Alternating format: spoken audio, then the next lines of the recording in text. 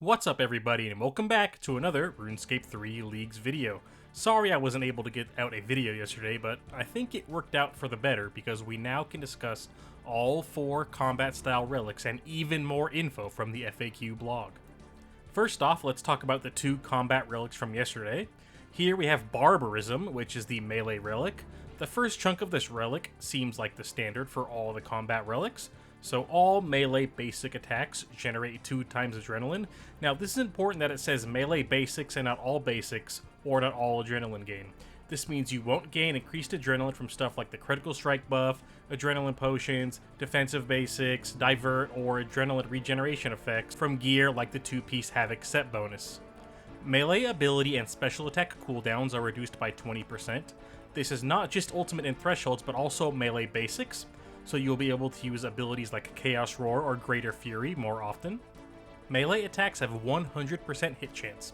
Now this is very interesting because it means you can use weapons like the Laniakea Spear, which is normally not used because of its terrible accuracy, but that won't matter now. You also won't suffer a penalty for wearing off-style gear. Gear is very different from old school. In old school it's normal to mix and match gear like Carols with Bandos or whatever, because gear has its own positive and negative bonuses. It's not like that at all in RS3. In RS3, if you're wearing gear that is off-style from your weapon, you just suffer a massive accuracy penalty, but with this relic, that effect won't matter. This could lead to some very interesting builds. For example, you can use 2-piece Crit Bloom with Animate Dead, alongside 3-piece Havoc and then camp a Zuck Sword to get a ton of damage reduction, while still hitting like an absolute truck. Now, I don't foresee too many crazy off-style armor builds, simply because most armor sets only affect their own style. Now, enough theory crafting, let's get back to the relic effects. Melee weapon range is increased by 1. This is an absolutely massive game changer. The biggest weakness and pain point for melee at a lot of bosses is the lack of range. This is a huge game changer at bosses like Solak, Araxor, Zamorak, Amasket, and Hard Mode Zuck. Hard Mode Zuck is awful and sometimes feels borderline unintended to be done with melee, but with this increased range, it will really help those hard mode kills to get your Zuck Sword, especially in the final phase. Your base damage is increased by 500, and this is a pretty significant increase. For comparison, the difference in damage between a tier 80 2-handed melee weapon and a tier 90 2-handed melee weapon is only 223. This relic bonus is about double that. So if you're going melee, you can token farm out a Chaotic Maul and will be doing more damage than a Scythe does in the live game.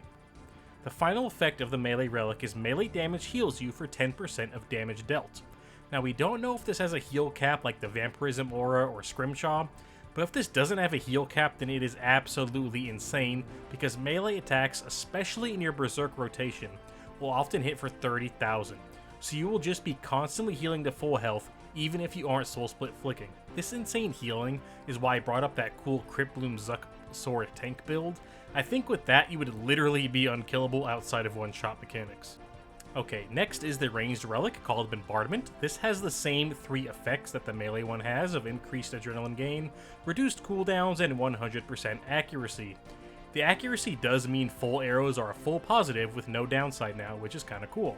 The unique part of the ranged relic is all single target ranged abilities will hit in a 1-tile AoE range of up to 9 targets. You also save 95% of your ammo. And yeah, that's it. The ranged relic is extremely undercooked. I feel like it needs at least 2 or 3 more effects to even be worth thinking about. Combat relic design is at its best when it embraces what makes a style special and also shores up its weaknesses. We see this perfectly exemplified with the melee relic, with the increased range, built-in healing, and the increased base damage. Range Relic doesn't apply this design at all. Range can already make their single target attacks into AoE with either Mech Chins or the Decimation Bow spec. So sure, it's a nice quality of life not having to switch to Chins or use the Adrenaline on the Decimation spec, but like, this relic doesn't let you play range in any unique or different way that you can in the main game. Most boss fights don't even have minions, or the ones that do, it's basically impossible to get them all stacked within 1 tile of each other. Like, sure, this is going to be great for clearing elite dungeons and AoD minions and doing Slayer tasks, but, like, that's it. Alright, now let's talk about the mage relic called Crit Happens. The 2 unique effects for this relic are magical critical strikes deal 50% increased damage and save 95% of runes. So yeah, this one isn't very exciting or interesting, but at least it's better than the range relic. This relic could get a lot more exciting based on what the tier 7 combat relic effects are, especially since one of them is the crit buff icon, so there might be some really cool synergy here with critical strikes. But like with the range relic, this doesn't really change up the magic gameplay or meta very much. The only difference I could think of is you might want to camp the Fractured Staff of Armadyl even outside of the special attack rotation, since the staff also increases your critical strike damage. Magic damage doesn't really ever touch the hit cap other than with the Iban's Blast special attack, so that might not be worth using, and instead just spam the Guthic Staff or use the Armadyl Battle Staff, you know, if you are willing to grind one of those out on a temporary game mode. Lastly, we have the Necromancy relic Soulborn. The unique effects for this relic are that Necromancy summons will be 25% larger, which is honestly a massive troll. They're already super annoying, especially in group fights. And they will also deal 25% more damage, which is actually a pretty big upgrade, especially since the ghost healing is based on how much damage it deals. So with this, you'll be healing for 25% more. You will also have 95% ammo save on Ectoplasm and Necro runes, which is great because nobody wants to spend time making ink and doing rituals on a limited time game mode. Speaking of rituals, this relic will also automatically complete the Well of Souls, giving you access to all abilities and quest requirements that require souls, like the Raziel boss fight. This relic is easily the biggest time save since you skip out on having to do hours and hours of rituals. You will still have to do some rituals for quests and making gear and making Necro runes, but it will be a tiny amount compared to the soul grind. If you're a high score or front page chaser, then this relic is probably a must pick. You know, the magic and necromancy relics are just as boring as the range relic in terms of design, but at least they are actually strong, unlike the range relic. If you are curious what combat style I'm going to pick now that we have seen all 4 combat style relics, I am leaning towards melee, but that could change depending on if there are any really cool and fun synergies with the other styles and the tier 7 combat relics. Now that we have talked about the relics, let's go over some of the juicy bits of info we got from the FAQ blog. RS3 will have wiki sync support for the leagues, which is extremely useful for tracking and finding tasks that you still need to complete. Speaking of tasks, we now also have a list of every single easy and medium task on the wiki, so people can finally start planning their day 1 routes. Let me know if you want me to make a day 1 route. I'm usually not good at that stuff. I tried to make one for my group Iron Man and it was okay, so I don't know, maybe I'll make one for this, who knows. Okay, so we finally got information on how quests will work in the league. Basically, at certain relic tiers we will unlock access to quest rewards and areas. I actually really like this system a lot because it gives players the freedom to choose if they want to do the quest manually for the XP rewards and to access that content earlier, or players can simply wait and unlock it through the relic tiers and forgo the XP rewards from the quest. For area unlocks, we have Prifddinas, Menaphos, and the Dragon Forge. These 3 will be automatically unlocked with a tier 1 passive, but you might require certain skills to actually reach these places or interact with the content.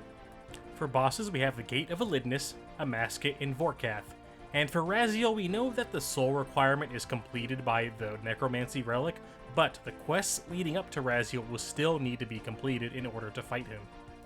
Here is a list of some of the miscellaneous unlocks from the relic tier system: the passive Ring of Vigor, passive Infernal Puzzle Box, all the spellbooks plus the additional spells of the Seren spells and the Sentistan spells, the Ancient Curses from the Prayer Book, the Movement Ability Dive, full Slayer Point rewards without having to complete Smoking Kills. The Archaeology Shop will have full access regardless of guild tier. This is another buff for Excavator, hell yeah. The Spirit Tree system will be unlocked with a certain relic, so most likely one of the tier 3 teleportation relics will involve Spirit Trees, perhaps similar to Fairy's Flight from the old school RuneScape leagues. We also have a list of quests which will be auto-completed with the tier 1 relic passive: the Restless Ghost, Stolen Hearts, Big Chompy Bird Hunting, Biohazard, Catapult Construction, Diamond in the Rough, the Jack of Spades, Making History, Morning's End Part 1 and 2, Plague City, Plague's End, Regicide, Roving Elves, Sheep Herder, Underground Pass, Waterfall Quest, and Within the Light. Loyalty auras will not be available during the league. The only auras available are the ones earnable in-game, like the ones in the War's Retreat shop. Shops will have infinite stock, but they will be semi-limited like in old-school RuneScape leagues.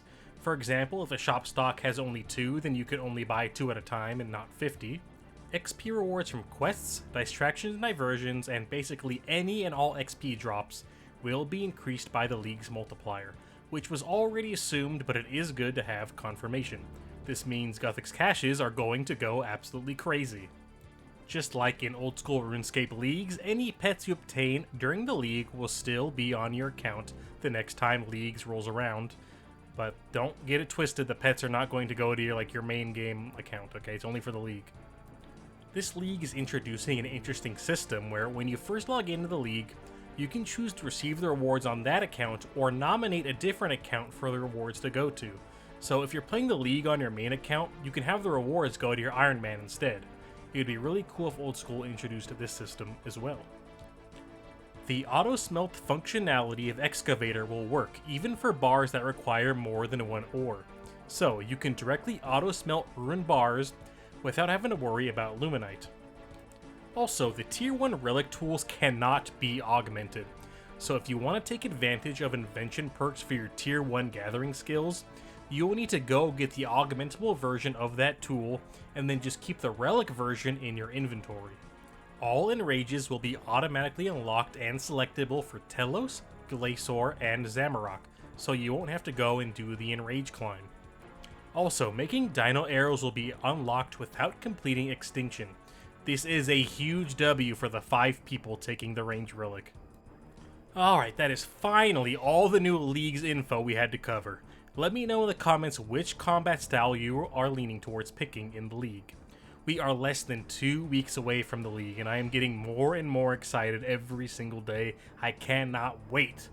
My prediction for tomorrow's reveal will be a full unveiling of all the XP and other passives gained with the Relic tiers. Thank you all for watching, hope you enjoyed, and see you in the next one.